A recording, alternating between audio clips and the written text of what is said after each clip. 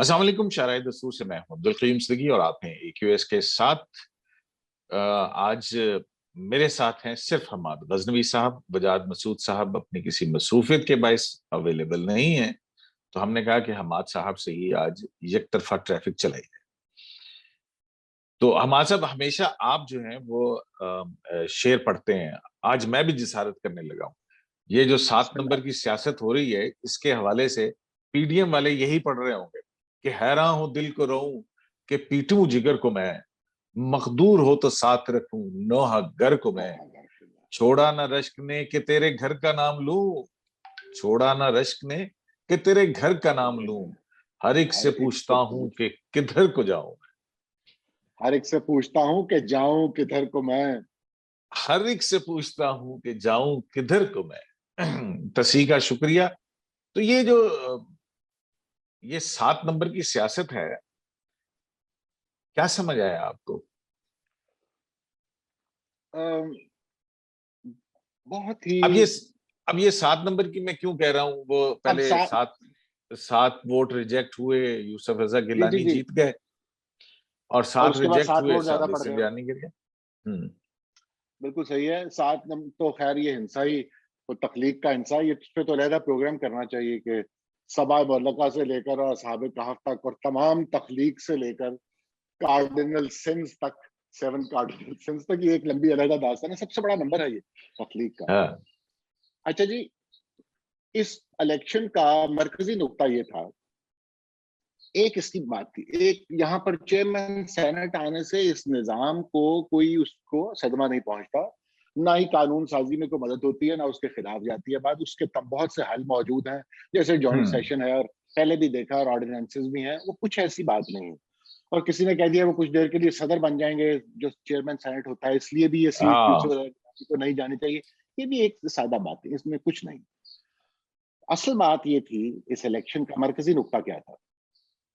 क्या जो लोग कहते हैं कि हम न्यूट्रल हो गए हैं, क्या वो वाकई न्यूट्रल हो गए हैं? ये था एक मरकजी नुक्ता। और उसका हम्म। जवाब अब क्या है, ये आप दीजिए कि वो क्या न्यूट्रल हो गए या नहीं हुए। ये हमने भांपना है। ये सारे इशारे जो आपने गिनवाए हैं ना, 7 इधर 7 उधर, नाम के ऊपर मोहरे हैं, इस सारी चीज को देखते हैं। मैं इस बारे में सिर्फ मैं एक इस बारे में वाज़ेह राय बना चुका। हम्म। देखिए, ये जो मामला है ना, कि आपके जब 6 या 7, वो भी 7 ही थे तकरीबन, कैमरे निकल आए थे ना जब वहां पर। हाँ, 6 कैमरे। हाँ, पहले वीडियो तो निकलती आप, थी, अब लोग कहते हैं कैमरे निकलने हाँ, ये भी चाहिए। आपको पता लग गया ना, ये वीडियोस का कारोबार कौन करता है। आपको तो पहले भी पता होगा, अब बाकी लोगों को भी पता लग जाना चाहिए। अच्छा, तो ये जो वीडियोस, ये एक बहुत ही अंदोहनाक वाकया है। ये हम्म। बहुत, यानी जमहूरियतों में शिकायतें भी होती हैं और हारने वाले इल्जामात भी लगाते हैं, ये सब कुछ होता है। लेकिन इस कदर ब्लेटेंट और ऐसी हरकत करना, ये किसी ऐसे ही दिमाग का शाखसाना है जो जासूसी पर पला हुआ है। और ये कैमरे फिक्स कर देने और वीडियोस बनानी, और ये बहुत अजीब दिमाग है। ये गैर जमहूरी दिमाग है। मैं नहीं समझता कि जमहूरी अमल में शामिल कोई भी कुव्वत, चाहे हमें उससे कितनी ही शिकायत क्या ना क्यों ना हो, वो इस तरह सोचना, ये बड़ी एक मुश्किल बात होती है। बहरहाल वहां पर एक अब तारों देखिए ना का कि निजाम और कैमराज। अभी वो हैदर गिलानी की जो वीडियो है वो स्टिंग ऑपरेशन है। अब ये फिर अगर आप इसकी क्रोनोलॉजी देखें या कनेक्ट करें डॉट्स को, तो इशारा तो उनकी तरफ ही जाता है। जी, आप समझ रहे हैं, और हमारे सुनने वाले भी सब समझते हैं कि एक ऐसा काम किया गया असेंबली की बिल्डिंग। अब वो सुबह संजरानी साहब 5 बजे गए या नहीं गए, मुझे इसमें दिलचस्पी नहीं है। ये भी आपके सामने आ जाए शायद बात। आ तो गई हम्म। है, लेकिन चले इसकी भी तस्दीक होती रहेगी। तो ये मसला नहीं है। मसला ये है, सादिक संजरानी साहब ने क्या अपने हाथ से वो कैमरे लगाने थे वहां पे? ये सवाल ही नहीं। असल हम्म। बात अहम यह है कि वहां पर कैमरे लगे हुए थे, और वो बिल्डिंग किनकी तहवील में है ये हम सब जानते हैं।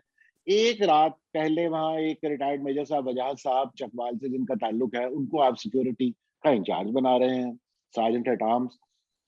तो ये सारी चीज जो है, और उसके बाद ये कैमरे निकल आना, जो हमारी तारीख में बहुत तमाशे हुए हैं इलेक्शंस की तारीख में। लेकिन ये it's a new low that we have discovered, the system never stoop so low. ये एक नया पाताल हमने दरियाफ्त किया है इस बार।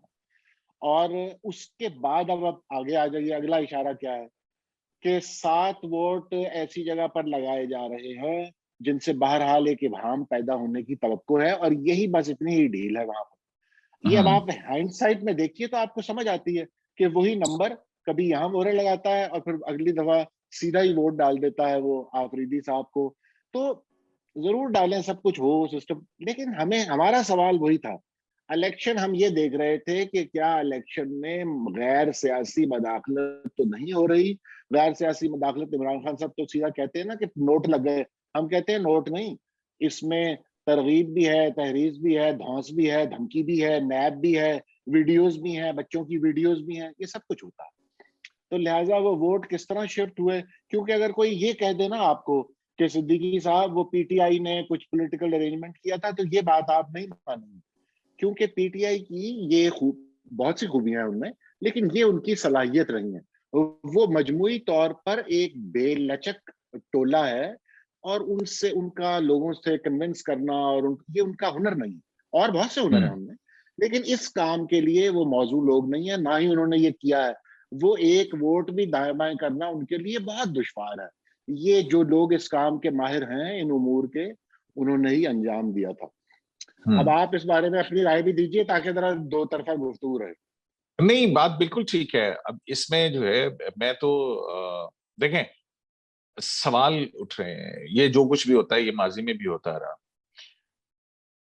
जो बुनियादी सवाल वहां पे आता है कि आप दोनों पॉलिटिकल पार्टीज ने वोट किसको दिया है, आपने टिकट किसको दिया है, आपके उम्मीदवार जो हैं वो कितने कमिटेड हैं, ठीक है ना।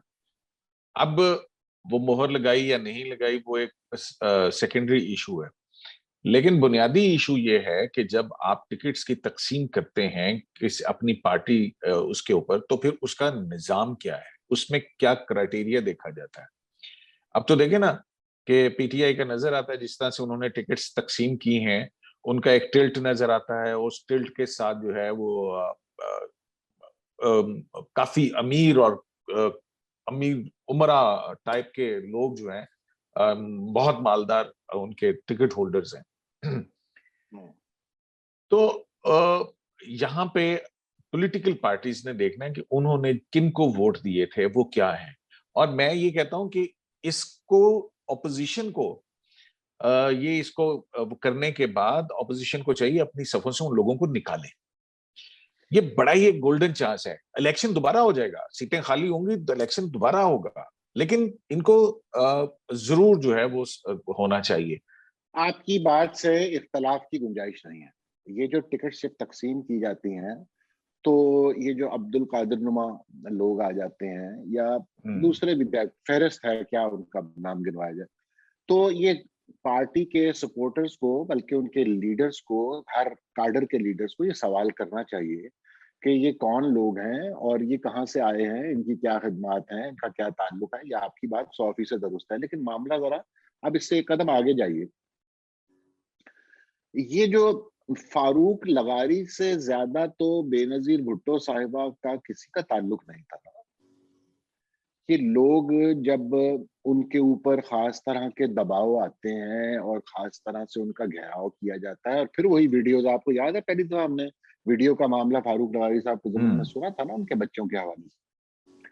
जब ऐसी चीजें आ जाती हैं तो फिर आपका फिर एतबार उठ जाता है इस बात से। बहुत से लोगों के साथ ये हुआ है जो जो तन्हाई में आपको भी मिलते होंगे और बताते हैं कि हम तो इस जमात के साथ हैं, लेकिन ये मेरा मामला है, मैं तो नहीं अफोर्ड करता, मैं तो बच्चों वाला, बाल बच्चों वाला आदमी हूँ, मैं ये काम नहीं कर सकता। तो आप, अब आप ये कहें कि देखिए, वो कहते हैं भाई, आप कहते हैं ना नैब नैब का चेयरमैन भाई आपने ही लगाया था, वो भाई आपने ही लगाया था, ये आपने ही कायम किए थे। तो जियाउल हक को भी भुट्टो साहब ने ही तो लगाया था, मुशर्रफ को नवाज शरीफ साहब ने ही तो लगाया था। ये कोई आर्गुमेंट नहीं होता। अब बात यह है कि ये एक एक आपकी पॉलिटी की एक शक्ल है, और इसके जो अमराज हैं उनसे आप अच्छी तरह आगाह हैं। तो ये जो आप बात कर रहे हैं ना, बात बड़ी हो जाएगी वो, अगर हम उस तरफ गए तो ये जो आपने बात की ना, ये जो लोग देते हैं अपनी बच्चियों को और बेटियों को और बीवियों को टिकटें और हम उन पे तनकीद करते हैं, आपको क्या मालूम है कि वो कभी नहीं बिकते? वो लोग पार्टी के साथ जो लगे होते हैं, सादिया बासी तो नहीं अब कहीं और जाके वोट डाल सकती ना। ये जो मौरूसियत का मसला है ना, वो भी इस बात से जुड़ा हुआ है कि आप बड़े बड़े लोगों को जब उनके ऊपर दबाव डालते हैं तो कई दफा लोग क्रम्बल कर जाते हैं, और लेकिन जो घर के लोग हैं वो फिर साथ खड़े रहते हैं चाहे जो भी हालात हों।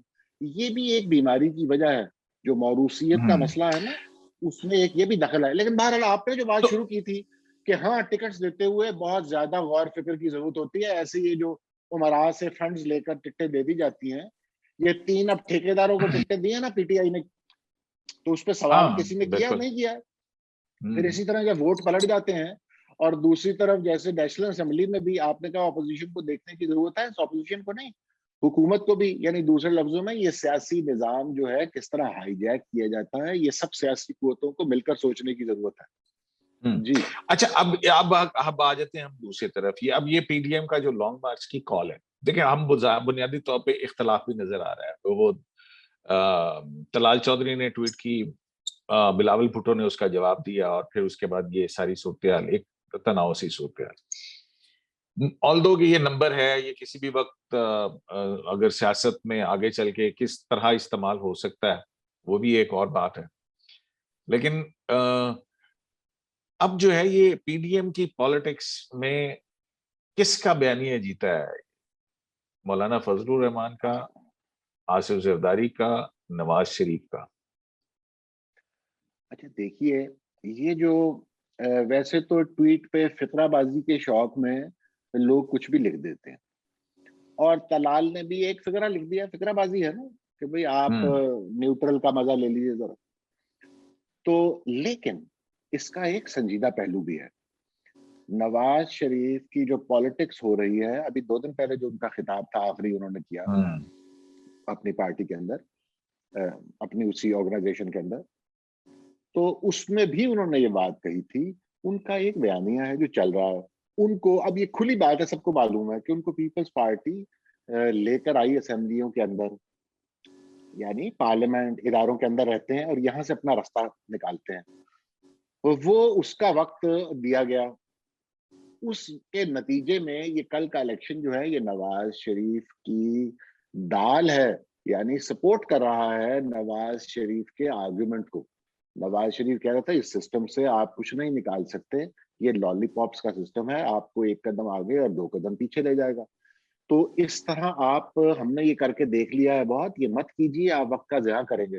तो जो भी उसकी वजह रही, पीपल्स पार्टी के ज़िम्मे में जो भी वजह रही, वो इससे रिलक्टेंट थे और अंदर वो उसको एक्सप्लॉइट करना चाहते थे सिस्टम को।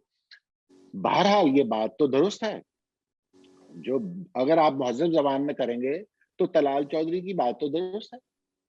यही हम्म। तो मियाँ साहब भी कहते थे। अब मियाँ साहब ने, अब आप सबसे, मैं इसका नहीं, जो नुक्ता है ना उसकी तरफ, उस आप पे बिलावल का इस तरह से रिएक्ट करना कि ये तंजीम साजी नहीं है, ये फलाना नहीं, मतलब तो ये बिलावल का नहीं, बिलावल का कद है ना, एक बिलावल एक हाँ। बड़े कद का आदमी है इस वक्त। वो कोई भी आदमी अगर पार्टी का, और वो भी एक दूसरी पार्टी का, एलाइड पार्टी का, इस तरह की गुफ्तगू करेगा तो जवाब तो फिर उसका देगा ही ना। अच्छा, हम्म। ये नहीं, मैं इससे ज्यादा हम बात कर रहा हूँ, आपकी तवज्जो मैं इस तरफ दिलाना चाहता हूँ कि नवाज शरीफ साहब ने सेनेट के इलेक्शन से पहले जो गुफ्तगू की, एक दिन पहले, उस गुफ्तगू का भी दखल है। आप समझ सकते हैं कि ये क्या इलेक्शन हो रहा था, इसकी हरकियात क्या है, ये असल में हम्म। इसके बैकग्राउंड जेर सतह हो क्या रहा है। नवाज शरीफ साहब ने बहुत दिनों के बाद बहुत सख्त तकरीर की उस दिन। वो तकरीर वो एक दिन बाद भी कर सकते थे, 2 दिन बाद भी कर सकते थे, लेकिन उन्होंने वो दिन चुना। अब इसमें भी इशारा है, नवाज शरीफ साहब जिन शराइत पर सिस्टम का हिस्सा बनाने की कोशिश की जा रही है उन्हें, वो उस पर तैयार नहीं है, और लिहाजा वो जो समझते हैं कि हम इनको दबा देंगे और स्मैश कर दिया जाएगा इनको, वो धमकी जो है वो नवाज शरीफ को कबूल नहीं है। और ये सारा जो अंदर पार्लियामेंट के अंदर या सेनेट के अंदर जो निजाम से चाहते हैं कि रास्ता निकल आए, उन लोगों की शिकस्त थी एक दिन पहले ही वो इंश्योर कर दी थी मियाँ नवाज शरीफ ने, इरादतन या गैर इरादतन, मैं इस बारे में कोई राय नहीं देता, मियाँ साहब हम्म। बहुत समझदार आदमी है, he knows what he is doing. तो एक दिन पहले जो गुफ्तगू मियां साहब ने की थी ना, उससे ये वाजे हो गया था कि ये दो धड़े जो हैं आपस में उसी तरह हेड ऑन इनका मामला चल रहा है, और इसमें कोई किसी तरफ से लचक नहीं आई है। ना ही नवाज शरीफ कोई दबने के लिए मजीद तैयार है, और ना ही दूसरी तरफ से कोई अकोमोडेट करने की ख्वाहिश है, कम से कम नवाज शरीफ को। हाँ, अगर नवाज शरीफ के नाम पर कोई और पॉलिटिकल एलिमेंट्स जो हैं वो चाहते हैं कि कोई रास्ता पैदा हो जाए, तो वो कोशिश कर रहे हैं। लेकिन नवाज शरीफ का बयानिया कल जीता है। नहीं, आपकी बात का सादा जवाब ये है। हाँ, तो इसमें अब हम क्या देखेंगे कि लॉन्ग मार्च के ऊपर इसका क्या इम्पैक्ट आएगा? क्योंकि well, it Gafoor will Haidari साहब द हारे, कप एंड द लिप। और नून लीग को तो जी, लिफ्ट ही नहीं कराई ना उन्होंने कि भी आपको कोई और दे या कुछ और करें। और नून देखिए लीग के अपने मौलाना अंदर भी ये फजल तनकीद हो रहमान, रही थी कि जी पीपल्स पार्टी की बी टीम आप क्यों बने हुए? तो ये हाँ, पीडीएम का इत्तेहाद बरकरार रहते हुए लॉन्ग मार्च की कामयाबी हो पाएगी या नहीं हो पाएगी? ये देखिए, कल जो प्रो लॉन्ग मार्च एलिमेंट्स हैं उनकी कल जीत हुई है। हम्म। गिलानी साहब कल हारे हैं या हरवाए गए, जो भी हुआ, लेकिन हम्म। जीत किसकी हुई है? मौलाना फजल रहमान जीते हैं कल। कल हम्म। नवाज शरीफ साहब जीते हैं। ये कल के हम्म। इलेक्शन का रिजल्ट है।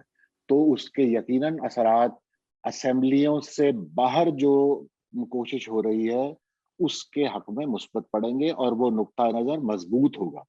तो लॉन्ग मार्च की तरफ भी, मैं ये नहीं कह रहा लॉन्ग मार्च सारे इकट्ठे हो जाएंगे और बहुत बेहतर, लेकिन मैं आपको डायनामिक्स जो मेरी नजर में है वो मैच कर रहा हूँ कि पॉलिटिक्स लॉन्ग के अंदर मार्च शिद्दत आएगी। अस्तीफे। जी, शिद्दत आएगी। पॉलिटिक्स में तो इंतहाई शिद्दत आएगी। पॉलिटिक्स में हम्म। बहुत शिद्दत आएगी। ये जो कल का रिजल्ट है, अगर ये रिजल्ट इस तरह ना आता और दूसरे का गिराने जीत जाते, तो शायद ये पीपल्स पार्टी की कोशिशों से ये 2 4 5 महीने जरा सा सुकून रहता। लेकिन अब ऐसा नहीं है, ये मामला और भड़केगा। अच्छा, दूसरी तरफ जो है वो हमें ऐसे इशारे मिल रहे थे, हमने भी प्रोग्राम किया उसके ऊपर मुर्दबाग नुमा, वो मुर्गबाद नुमा, कि शायद इमरान खान साहब कमजोर हो रहे हैं। लेकिन दूसरी तरफ जो है वो ऐसा मैसेज आया कि देखो, he is the man of crisis. Crisis आता है, ही कम ओवर, और मजबूत असाब का आदमी है, घबराता नहीं है, और अब वो जीत रहा है। तो एक तरफ से उसको एक कॉन्फिडेंस भी आ रहा है। तो ये साइकोलॉजिकल वॉर जो है वो उनके कितने हाथ में जाती है? हुकूमत को इससे जरा मिलता है, उनके हामियों को भी एक जरा सीना तानने का मौका, और हम भी अभी गेम में हैं और ऐसी कोई बात नहीं है हुकूमत 5 साल चलेगी। इसको वो इस तरह इंटरप्रेट करते हैं और बिल्कुल ठीक करते हैं, सियासी तौर पर वो ऐसा उन्हें करना चाहिए। लेकिन देखिए, इसके असल इसकी जो डायनामिक्स है ना वो कुछ और है। जब इमरान खान साहब को उनके हाल पर छोड़ा गया और कहा गया कि ये इलेक्शन आपने लड़ना है और इसे मैनेज कीजिए, तो वो आपने देखा कि क्या हुआ। फिर वो ऑर्डिनेंसेस निकले, फिर वो सुप्रीम कोर्ट में जाना पड़ा, फिर वो पार्लियामेंट में जाना पड़ा, एक भगदड़ मची, और उसका नतीजा ये निकला कि यूसुफ गिलानी वहां से इलेक्शन जीत गए। आपको जब पीटीआई किसी चीज में इन्वॉल्व होती है तो आपको नजर आता है, वो हम्म। एक एक शाख से दूसरी शाख पर आपको नजर आता है छलांग गया।